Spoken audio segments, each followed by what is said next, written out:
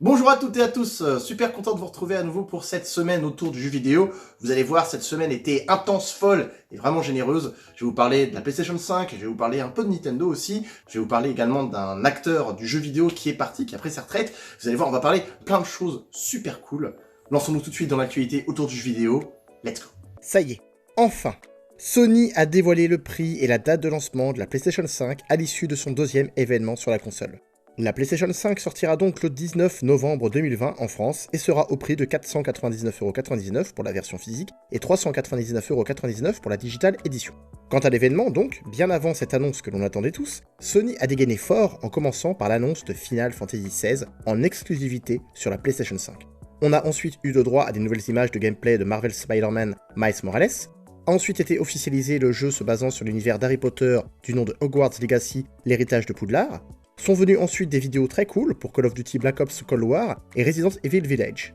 Capcom a ensuite annoncé que Devil May Cry 5 bénéficiera d'une spéciale édition sur PS5. Par la suite, une nouvelle bande-annonce du jeu Oddworld Soulstorm a été diffusée et nous avons eu le droit à plus de précisions et des séquences de gameplay pour le jeu Deathloop. Pour finir du côté des jeux, Fortnite a donné un aperçu de ce qu'il va être sur PS5, une longue vidéo de gameplay de Demon's Souls a été diffusée, et à la fin, boum, l'annonce du nouvel épisode de God of War, qui mettra en avant le Ragnarok et qui sortira en 2021. Sony a également présenté le PlayStation Plus Collection, qui permettra aux joueurs abonnés au PS Plus de se procurer des jeux mythiques de la PS4 et d'y jouer sur PS5. D'ailleurs, pour les joueurs qui se poseraient la question, Sony l'a confirmé, 99% des jeux PS4 seront bien compatibles sur PS5. Du côté des jeux de lancement de la console, vous vous demandez sûrement ce que l'on aura. Eh bien, vous aurez le choix entre 6 jeux, que sont Astro Playroom, qui est déjà préinstallé dans la PlayStation 5, Demon's Souls au prix de 79,99€, Destruction All-Star au prix de 79,99€, Marvel Spider-Man Miles Morales au prix de 59,99€, Marvel Spider-Man Miles Morales Ultimate Edition au prix de 79,99€ et Sackboy A Big Adventure au prix de 69,99€. Oui, vous avez bien entendu, certains titres seront vendus à hauteur de 80€, soit 10€ de plus que sur les jeux vendus actuellement sur PS4. Ça commence à faire cher les jeux, faudra bien réfléchir avant de se les prendre. Du côté des accessoires, les prix ont également été communiqués. Vous aurez donc la manette sans fil DualSense au prix de 69,99€, le casque micro sans fil Pulse 3D au prix de 99,99€, la caméra HD avec double lentille 1080p au prix de 59,99€, la télécommande multimédia au prix de 29,99€ et la station de recharge pour DualSense permettant de charger deux DualSense au prix de 29,99€. Au-delà des prix et de l'événement PS5 en lui-même, Jim Ryan, le PDG de PlayStation, a indiqué via le PlayStation Blog que les jeux Marvel Spider-Man Miles Morales, Sackboy A Big Adventure et Horizon Forbidden West seront également lancés sur PS4. Bien que ces trois jeux aient été conçus pour tirer parti de la PS5 et de ses fonctionnalités uniques de nouvelle génération, comme le SSD ultra haut débit et la manette DualSense, les propriétaires de PS4 pourront également profiter de ces expériences lors de leur lancement. Les versions numériques PS4 des jeux de lancement incluent une mise à niveau gratuite vers les deux consoles PS5, tandis que les versions PS4 sur disque de ces jeux incluent une mise à niveau gratuite sur la PS5. Bon. C'est vrai que c'est assez déroutant d'apprendre comme ça, vite fait, que des jeux qu'on pensait développer à 100% pour la PS5 seront en fait cross-gen et sortiront du coup sur PS4. On a en droit de s'inquiéter et de penser que les jeux ne seront pas si bien que ça sur PS5. Eh bien, Jim Ryan, le PDG de PlayStation, encore lui, a tenu à rassurer les joueurs et a indiqué que les versions PS4 de ces jeux sont développées à partir de zéro pour tirer parti des fonctionnalités de la console. Les jeux seront plus beaux et plus fluides sur PS5 et certaines fonctionnalités et graphismes seront revus à la baisse sur PS4. PlayStation a bien confirmé qu'ils ont un programme permettant aux joueurs PS4 de mettre à jour leur version afin d'obtenir l'édition PS5 gratuitement. L'objectif est de laisser le choix aux gens. Et pour finir du côté de la rétrocompatibilité avec les jeux PS1, PS2 et PS3, Jim Ryan, toujours et encore lui, a confirmé au magazine japonais Famitsu que non, il n'y aura pas de rétrocompatibilité pour les jeux PS1, PS2 et PS3, Sony préférant rendre une rétrocompatibilité meilleure pour les jeux PS4.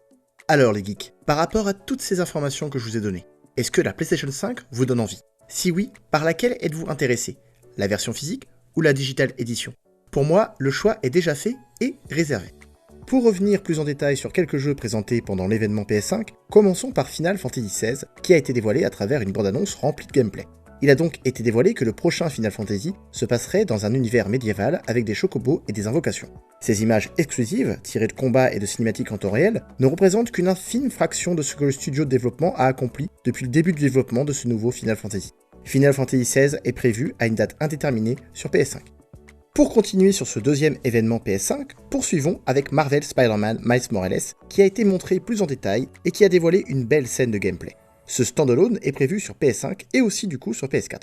Je vous avoue que quand j'ai appris ça, j'ai été un peu déstabilisé. Autre chose qui a été communiquée après l'événement PS5, c'est que le jeu sera également proposé dans une édition Marvel Spider-Man Miles Morales Ultimate Edition uniquement sur PS5.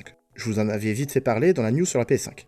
Cette édition aura le jeu Marvel Spider-Man remasterisé pour PS5 ainsi que ses 3 extensions. Cette version bénéficiera entre autres de nouvelles animations faciales, plus de véhicules et de personnages à l'écran, et sera compatible avec les fonctionnalités de la DualSense. Marvel Spider-Man Miles Morales Ultimate Edition et Marvel Spider-Man Miles Morales sont prévus pour le 19 novembre 2020 sur PS5 et PS4. Le remake de Demon's Souls s'est également montré plus en détail via une vidéo de gameplay de près de 5 minutes très impressionnante. Remake du jeu du même nom sorti en 2009, l'histoire sera identique. Se déroulant dans un univers médiéval sombre, Demon's Souls prend place dans le royaume fictif de Boletaria, qui a été englouti par un brouillard épais et envahi par des démons en raison de la soif de puissance du monarque, le roi Alan XII. Nous prenons le contrôle d'un héros chargé de terrasser les démons et ramener la paix à Boletaria.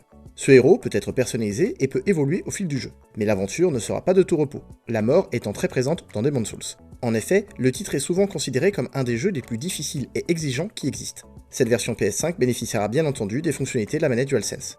Demon's Souls est prévu pour le 19 novembre 2020 sur PlayStation 5.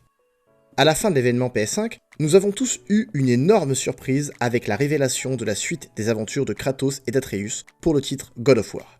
La voix de Kratos a en effet dit qu'il faut se préparer car le Ragnarok arrive, la fin du monde dans la mythologie nordique. God of War Ragnarok, non provisoire, est donc prévu pour 2021 sur PS5 et potentiellement aussi sur PS4. On attaque maintenant les news en vrac. En attendant une prochaine bande-annonce, le studio Star Wars Industries a mis en ligne une vidéo preview de la musique de leur jeu The Invisible, un FPS mélangeant science-fiction et thriller basé sur le roman de Stanislas Lem. Dans ce roman, les membres d'un vaisseau spatial appelé Invisible doivent enquêter sur la disparition du vaisseau Condor sur la planète Régis 3. Ils devront, cela dit, affronter la nécrosphère, qui est un essaim d'insectes robotisés capable d'infliger de puissantes décharges d'interférences électromagnétiques. Le PDG du studio a indiqué que The Invincible combine un cadre fascinant, une histoire emblématique et un gameplay non linéaire établi pour offrir une expérience totalement inoubliable. Le studio croit en la puissance de la narration interactive et souhaite inciter les joueurs de tout niveau à tracer leur propre chemin sur une planète lointaine et malveillante. The Invisible est prévu pour 2021 sur PS5, Xbox Series X et S et PC. On poursuit les news en vrac avec une nouvelle bande-annonce du jeu Amnesia Rebirth qui a été dévoilée. Développé par le studio Frictional Games, ce survival horror mettra en place le personnage de Tacy Treanon, qui se réveille plusieurs jours après un accident dans le désert algérien. Elle doit découvrir ce qu'elle fait là, mais le désert est plein de mystères et de dangers, comme par exemple cette créature qui se nourrit de la peur des gens. Amnesia Rebirth est prévu pour le 20 octobre 2020 sur PS4 et PC. Les news en vrac se poursuivent avec cette fois une nouvelle bande-annonce du jeu Twin Mirror qui a été diffusée. Développé par Dontnod Entertainment, le jeu nous mettra dans la peau de Sam Higgs, qui revient dans sa ville natale du nom de Basswood, suite à la mort tragique de son meilleur ami.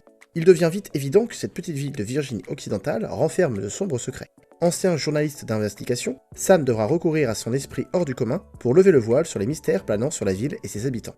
Confronté à son passé, il sera tiraillé entre sa quête de vérité et son désir de renouer avec ses proches. Alors que Sam doute de tout le monde et de lui-même, à qui pourra-t-il accorder sa confiance ? Twin Mirror est prévu pour le 1er décembre 2020 sur PS4, Xbox One et PC. En vrac toujours, lors d'un bilan stratégique, Nintendo a confirmé travailler activement sur un film d'animation Super Mario Bros prévu pour 2022, en collaboration avec Illumination, le studio qui a fait Moi Moche et Méchant et Les Mignons. Ils ont indiqué qu'ils préparent déjà de multiples autres projets d'extension de contenu visuel pour les années à venir afin d'augmenter le nombre de personnes ayant accès à leur licence. Nintendo pourrait ainsi préparer plusieurs longs métrages, des séries et peut-être aussi des bandes dessinées ou des comics. Pour finir les news en vrac, le jeu Godfall de son côté a dévoilé sa date de sortie via Twitter.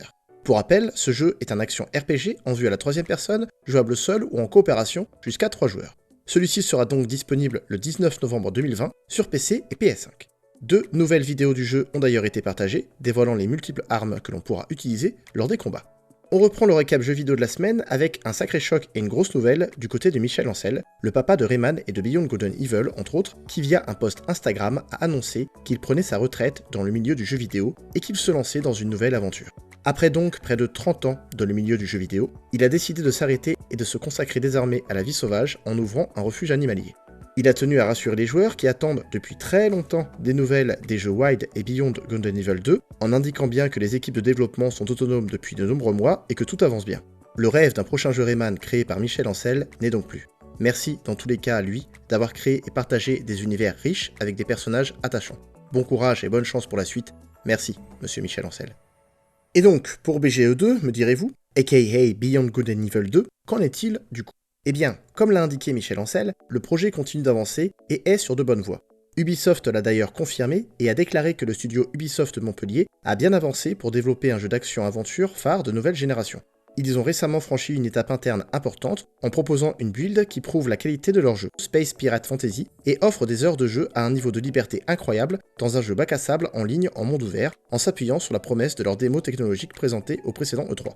Ubisoft a récemment ajouté Ubisoft Paris en tant que studio partenaire et prochainement, en 2021, nous verrons le jeu en action. Bonne nouvelle donc. Beyond Good and Evil 2 est prévu à une date inconnue, sûrement sur PC, PS5 et Xbox Series X. Voilà pour les petites news vidéoludiques de la semaine. J'espère que celles-ci vous ont plu. Vous avez vu, elles étaient quand même high densité à souhait. Elles étaient magnifiques et super cool, comme je vous l'ai dit au début de la vidéo. N'hésitez pas à vous abonner et à liker la vidéo si ce n'est pas déjà fait. Pour moi, cette semaine de jeux vidéo était vraiment folle. J'ai kiffé. Vous avez pu le voir pendant l'événement PlayStation 5. On se retrouve la semaine prochaine, les geeks. C'était votre gamer, Mikey Play Mike. Salut!